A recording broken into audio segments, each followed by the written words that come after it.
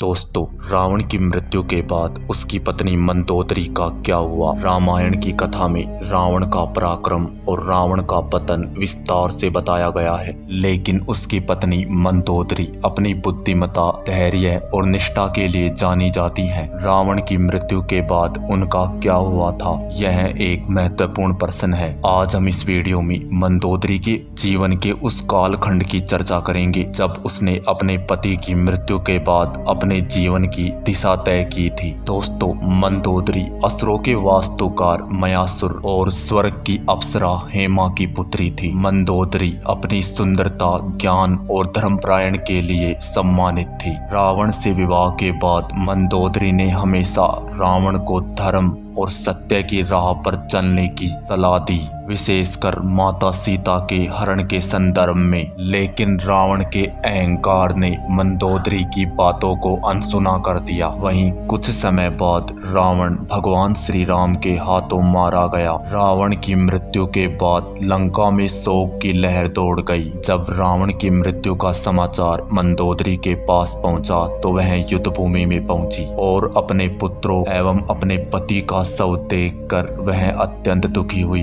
मंदोदरी ने दुखी होकर कहा, हे स्वामी, आपने अपने अहंकार के कारण अपने कुल और अपना नाश कर लिया। मैंने आपको बार बार समझाया, लेकिन मेरी आपने एक ना सुनी। रावण की मृत्यु के बाद भगवान श्री राम ने विभीषण को लंका का राजा नियुक्त किया। कुछ कथाओं के अनुसार भगवान श्री राम ने मंदोदरी को सुझाव दिया कि वह विभीषण से विवाह कर ले, जिससे लंका में स्थिरता बनी रहे और राजकाज सुचारू रूप से चले। भगवान श्री राम के इस सुझाव को सुनकर वह थोड़ा असमंजस में पड़ गई, लेकिन फिर लंका की भलाई और राजनीतिक स्थिरता के कारण उन्होंने इस विवाह के लिए अपनी सहमति दी। विभीषण और मंदोदरी का विवाह मुख्य तौर से राजनीतिक और सामाजिक स्थिरता के लिए था। इससे लंका में शांति स्थापित हुई और प्रजा ने एक नए युग की शुरुआत देखी। मंदोदरी ने रानी के रूप में विभीषण के राज में लंका में एक महत्वपूर्ण भूमिका निभाई और लंका को अपने ज्ञान और बुद्धि से समृद्ध किया।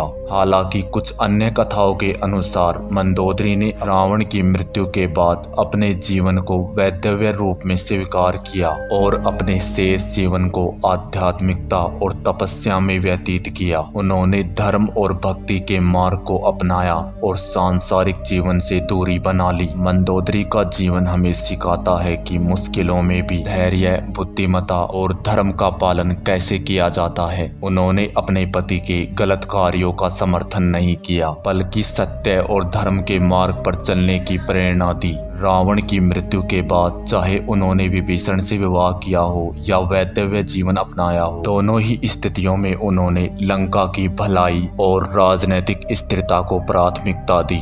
तो दोस्तों, इस वीडियो में बस इतना ही। मिलते हैं एक और नई वीडियो में। तब तक आप अपना ख्याल रखें। वीडियो देखने के लिए धन्यवाद।